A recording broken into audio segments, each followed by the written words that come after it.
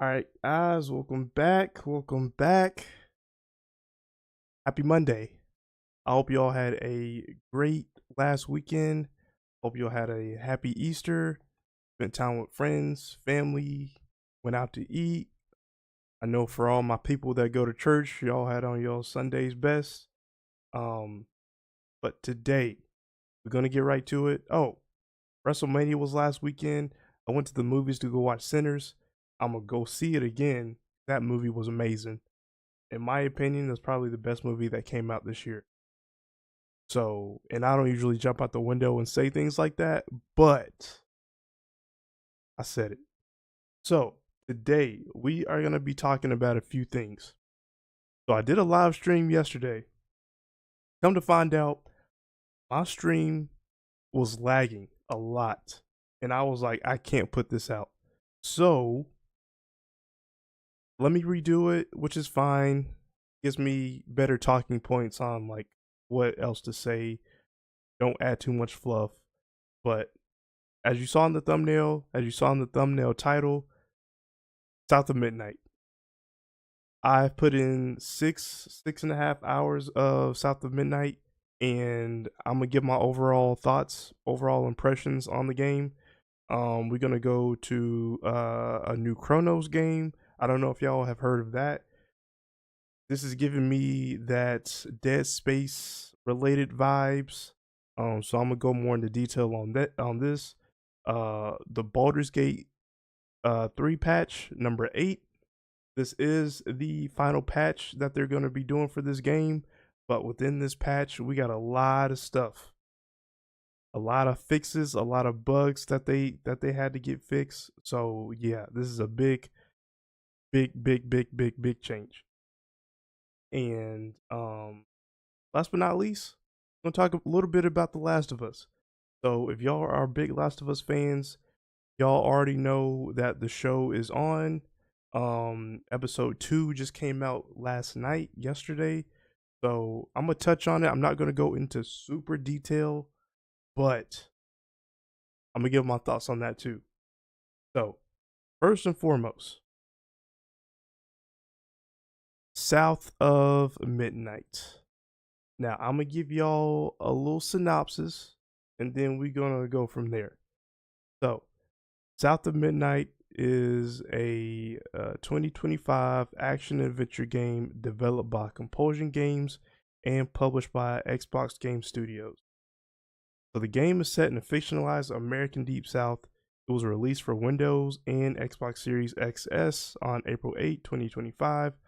Upon release, it received generally positive reviews from critics.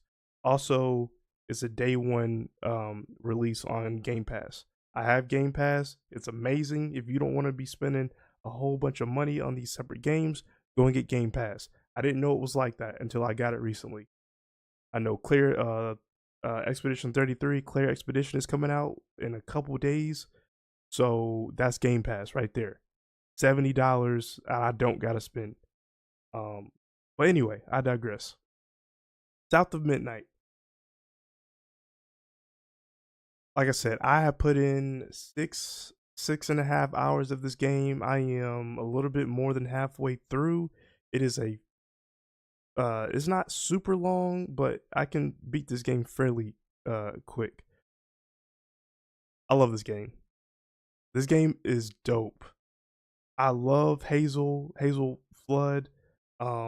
Out of all the video game characters that I have played, this character is the most relatable to me.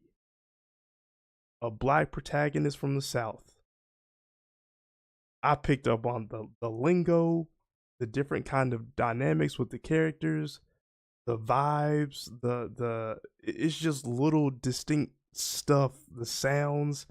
Like, I'm from the South, but I ain't from like the deep South, like where she's at. But I can kind of relate to some things that she's going through. So this game is a plus for me. I love it. I love it. Um, and the story that they're doing with this is fire. Um, I like how she's a girl, like I said, girl from the South. She is starting to know a little bit more about her history, about like the Weavers, her family history. The story deals with like the the um, the loss, grief, loss, family, um, childhood trauma. This game is pretty dark. If you really sit down and like play it, this game is dark. It has some lighthearted stuff throughout, but this does have some like serious adult dark themes to it, which I find very interesting. And I like how they uh put this together or weaved it together, I should say. Um so no, the character. We got Hazel. Hazel Flood. She's beginning to be my new favorite character.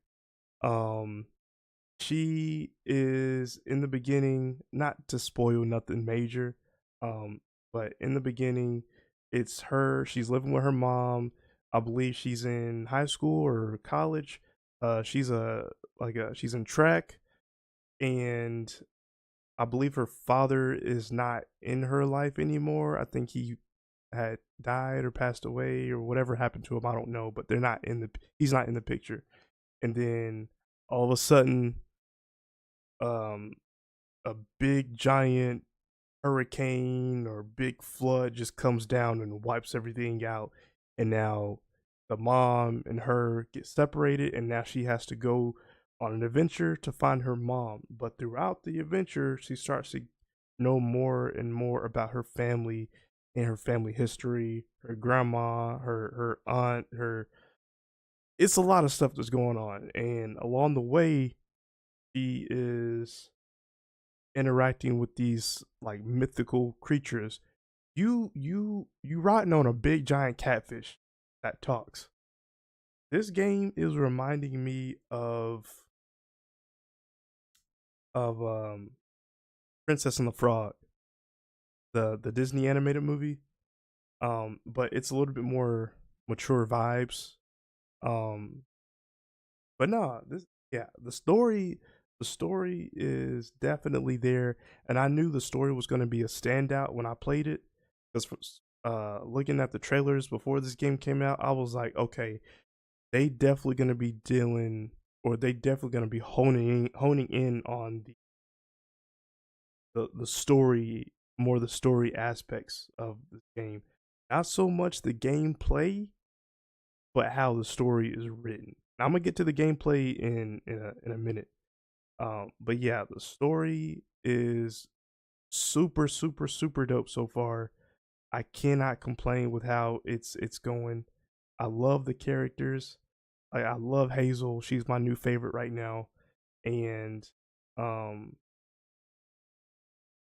yeah, the characters I talked about. Yeah, I don't want to give too much away. I'm gonna just talk about Hazel.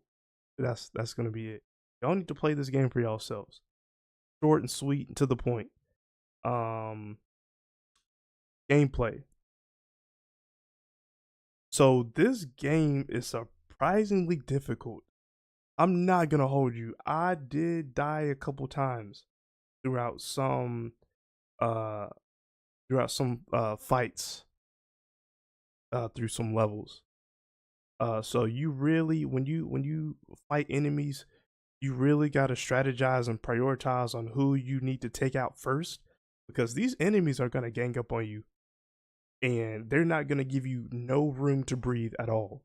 So you need to back up, get space, take out who you need to take out first, and go from there. But I love the powers.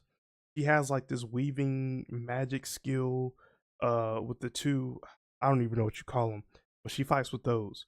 And then there's also a skill tree. It's not too complicated. It's not like a God of War, DMC, none of that. Like the skill tree is very simple. It gives you what you need. You can upgrade to more power. You can do like aerial attack, not aerial attacks, but you can do like um you know what? I'm not even gonna go into detail with that. I'm gonna leave it there. It's a decent skill tree. But the gameplay aspect, it's I'm satisfied.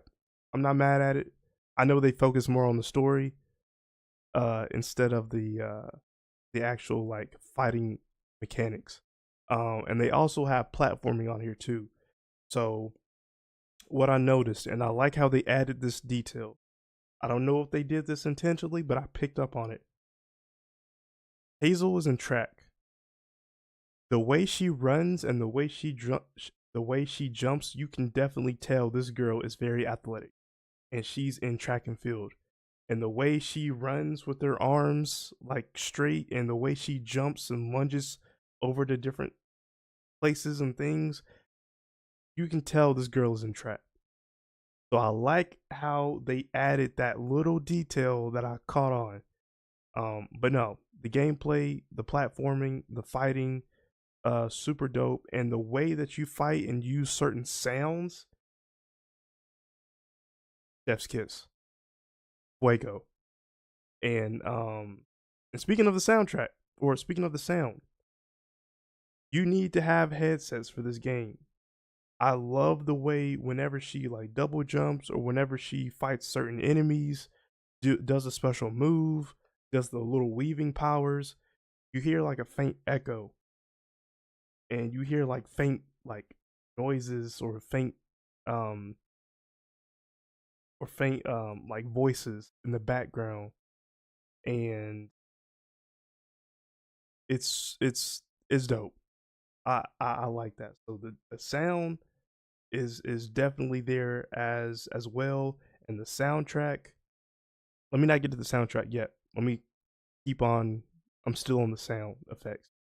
Uh, Now, as I've said, I am from the southern region, and certain sounds that I picked up on, I'm like, oh, that sound brought me back to where I was from. They really captured that. Like, okay, you are smack dab in this environment, and whoever can relate, epic. Love it. Love it. I love the I don't even know what you call it, but it's like certain bird noises or certain like animals that if you from the south, you know what I'm talking about. So I automatically picked up on all that stuff, and it immediately in my memories brought me back. So I like how they did that with certain sounds in certain environments. Um soundtrack. Soundtrack is dope. I love when you go into certain levels or go to like uh fight fight areas, the music change and it gets more serious. And I love like when you're like running around, you hear like children in the background singing, or you hear like that organ playing. It makes you it really I'm telling you, this game makes you feel like you at home. Well, I'm at home. I don't know if anybody else can relate, but for me, I can. So no, this is black excellence at its finest right here. And plus, this game came right along with Sinners 2. Coincidence? I don't know, but yeah. Overall, I give this game between a 7 and an 8.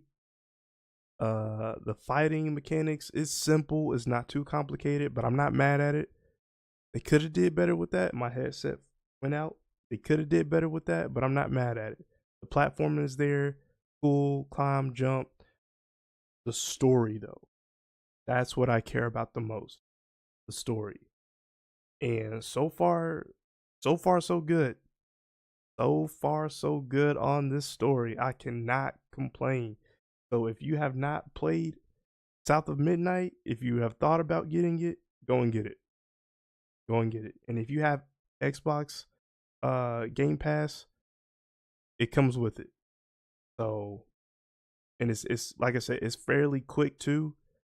So it's 14 chapters. I am a little bit more than halfway done with this game. So I'll get done with this in like within the next week or so, hopefully. And then we'll get back on Assassin's Creed.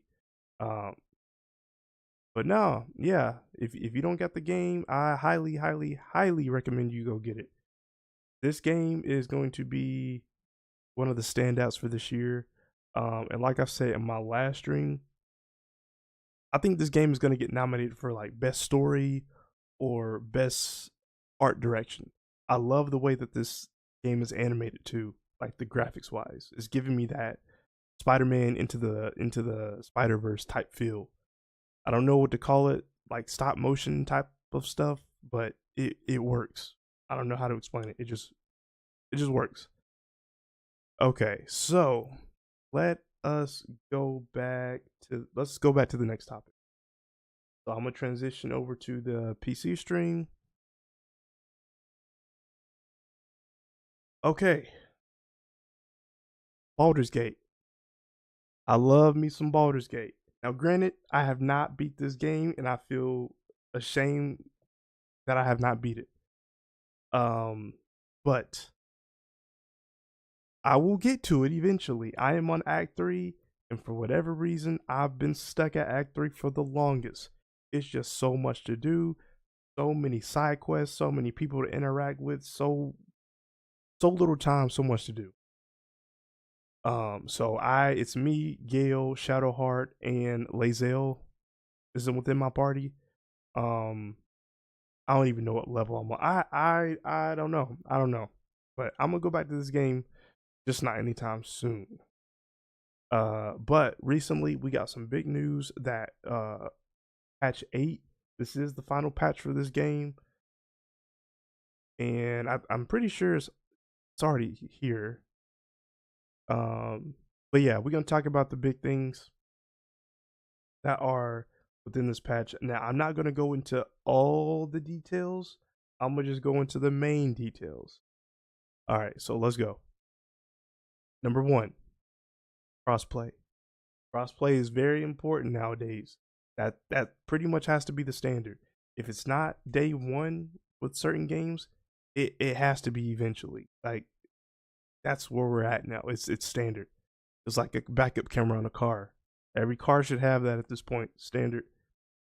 So, players on PC, Mac, Xbox, and PS5 will now all be able to enjoy Baldur's Gate 3 multiplayer, full cross-plat progression, and cross-play using the Larian network, of course. You'll be able to continue to enjoy creating chaos with mods and crossplay, but it's important to note that all players joining the lobby must have the same version of mods installed. Okay, that's important.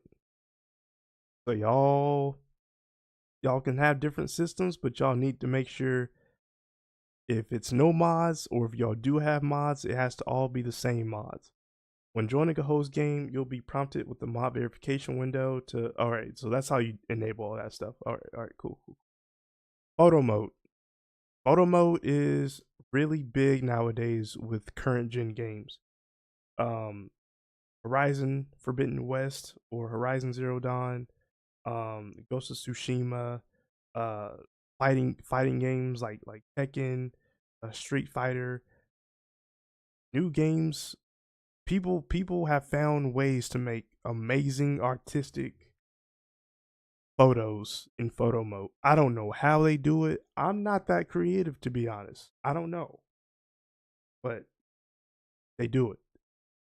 So yeah, I'm glad they implemented this as well. As you can see, and it's a whole bunch of things that you can do with these. Add stickers. You can pose with different characters, add different facial expressions, all that stuff. So as you can see, like you can take pictures of the landscape, the characters, the interactions with different things. Like that's crazy. That kind of looks like my character. But yeah, you can add different stuff to it, which looks super dope. Super dope.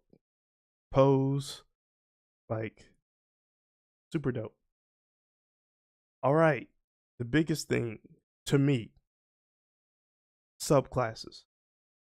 Now, if y'all have played Baldur's Gate, y'all already know that there are so many classes, so within classes, which are the subclasses.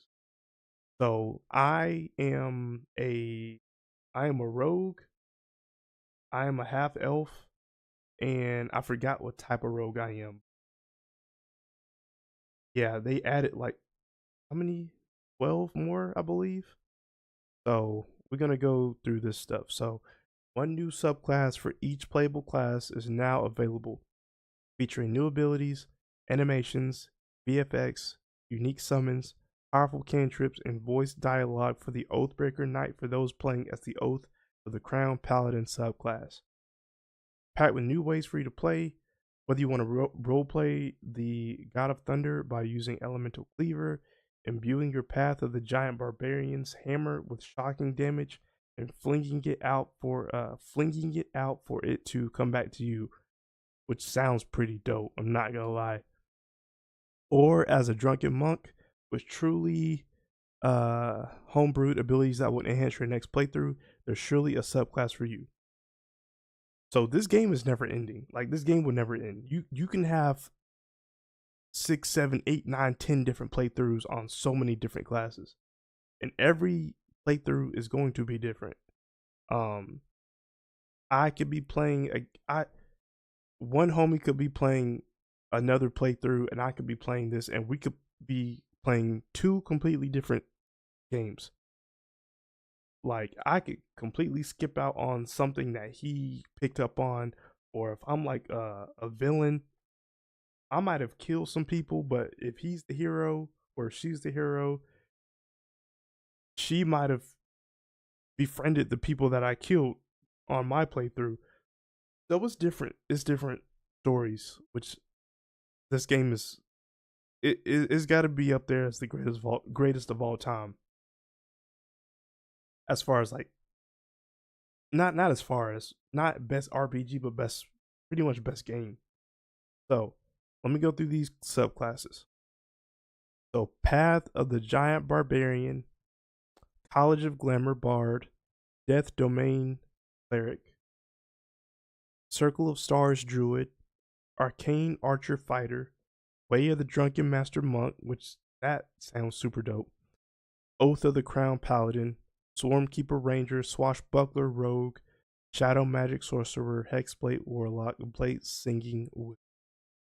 Now, I'm a rogue, so I'll probably be going with the Swashbuckler Rogue. And there's different ways on how you can unlock these subclasses too. So as far as the mods go, I'm not gonna read all of these, but last time I picked up BG3,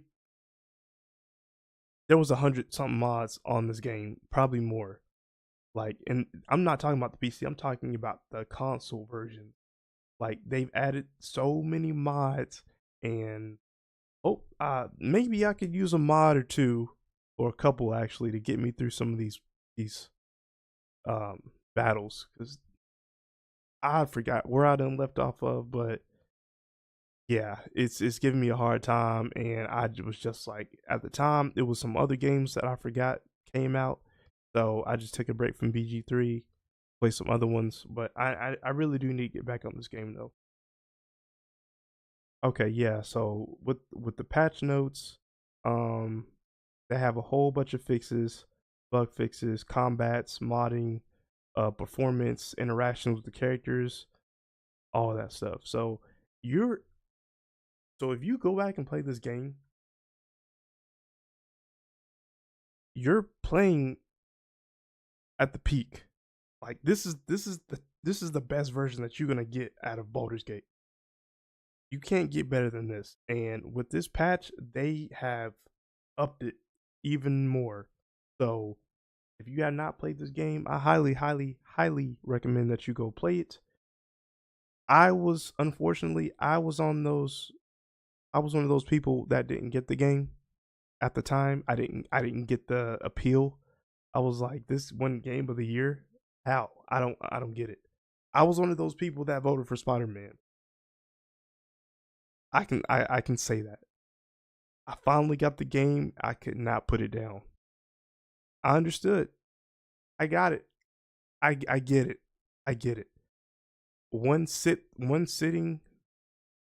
My probably my first gaming session, if I remember, it was a straight 6, close to 7 hours of Baldur's Gate. I'm not even joking. I probably put probably 115 hours into it, which is not much. That's minute compared to some other people who have gone crazy on this game. Um, but like I said, there's so many classes, so many different playthroughs you can do. You can play with friends, and now that it's cross-plat, that's even better.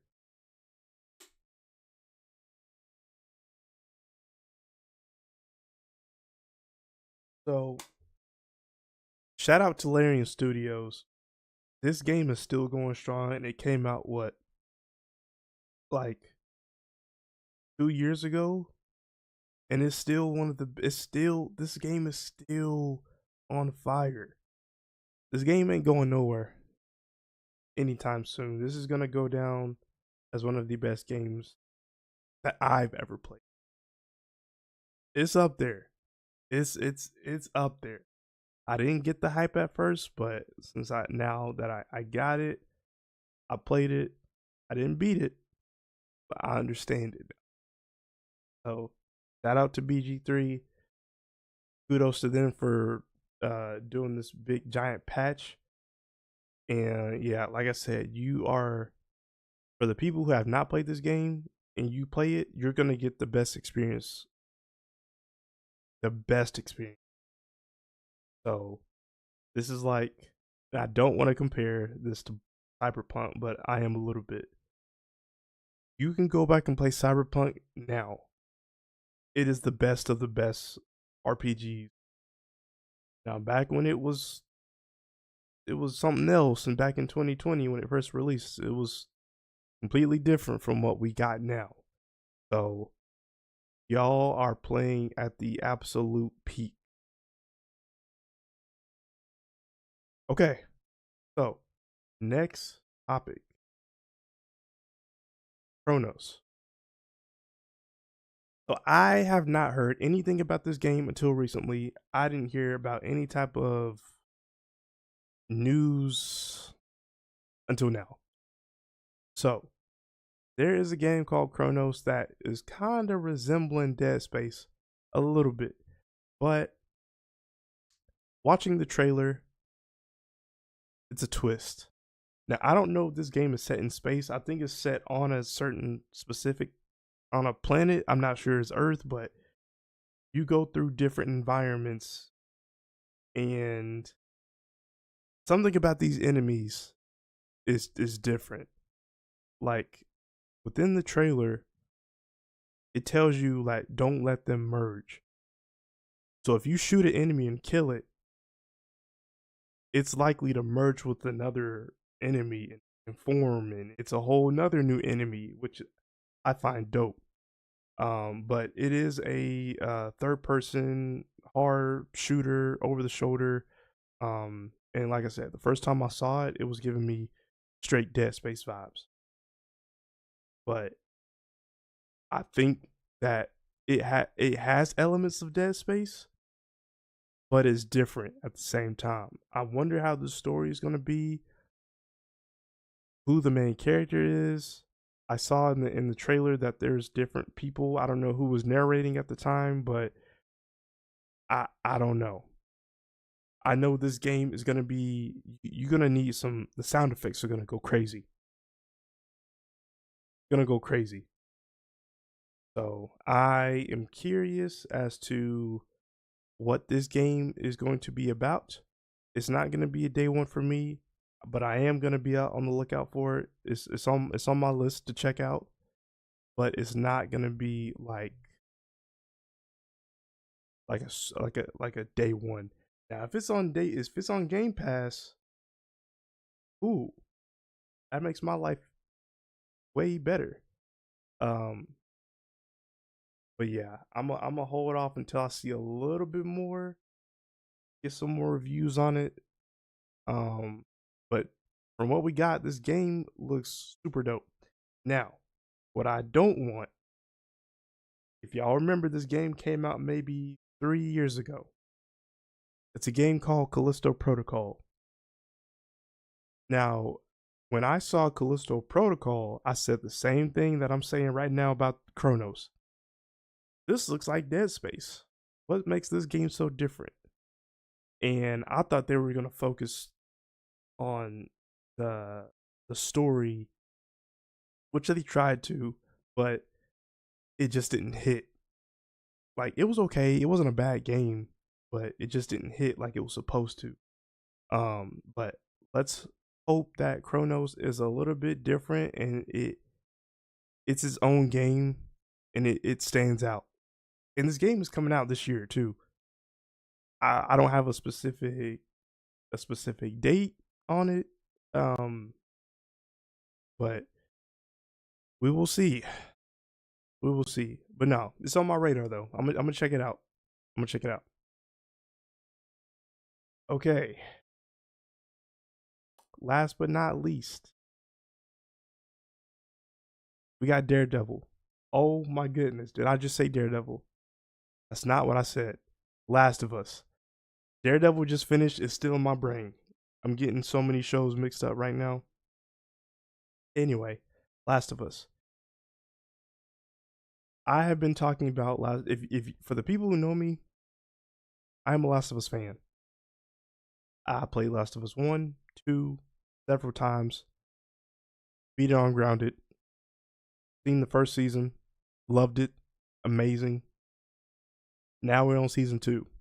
Episode 1 came out last week. Episode 2 came out last night. So far, so good. I'm liking where this is going. They definitely took a spin on a lot of big things. So I'm not gonna spoil nothing for the people who haven't seen it, but episode 1, if you played the game, if you haven't, I'll give y'all a little synopsis. No spoilers. So with episode 1, it starts off years later.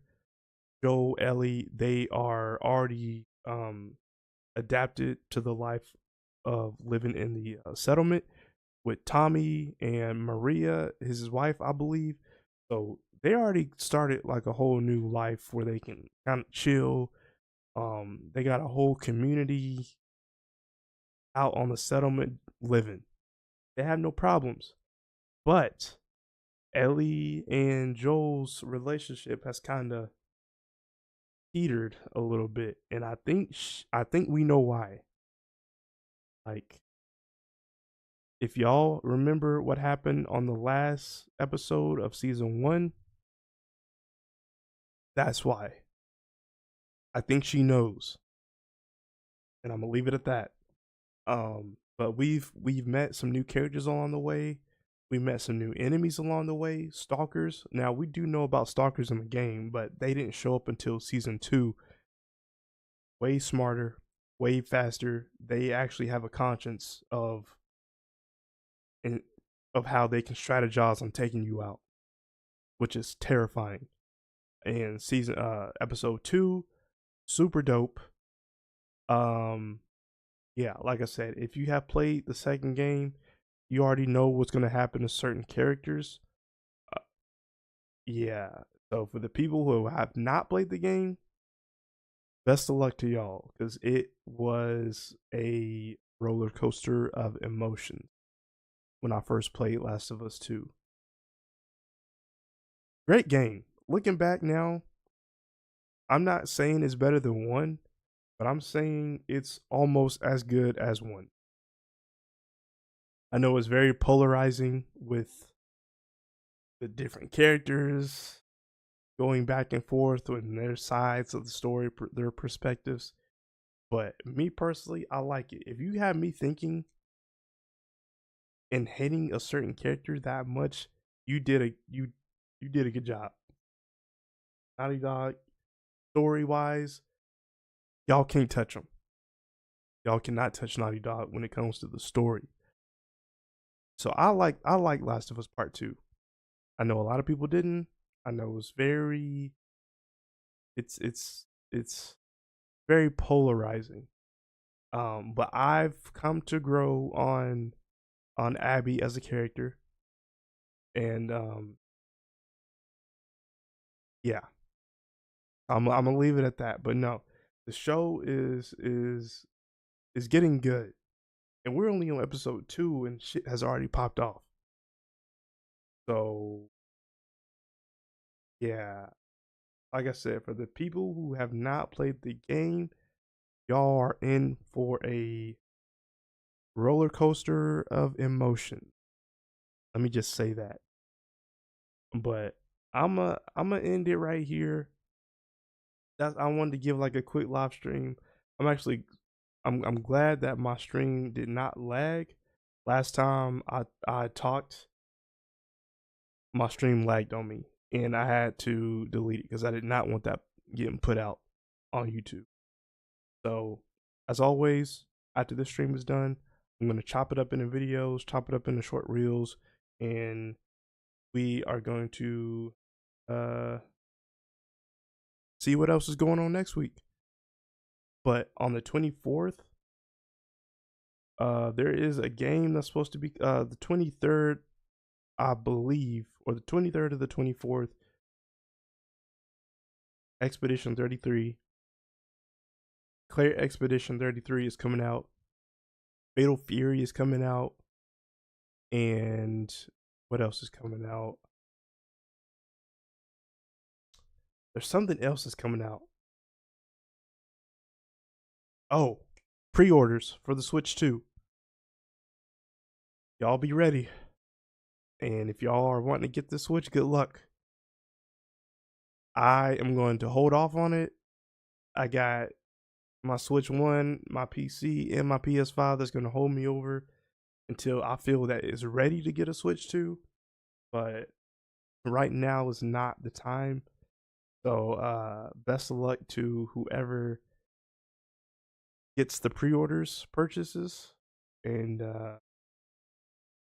yeah, I just I don't have the need to spend $500 right now. But and I hope that they won't do a PS5 pre-order scenario like they did 2020. We don't need that. Hopefully Nintendo can learn from PlayStation's mistakes and we can have a better rollout. So we'll see though. But please like, subscribe, share, comment down below if you want to see more. And yeah, I'm gonna split this up and I'll put these videos out throughout the upcoming days. So I will see y'all on the next live stream or the next video. Deuces.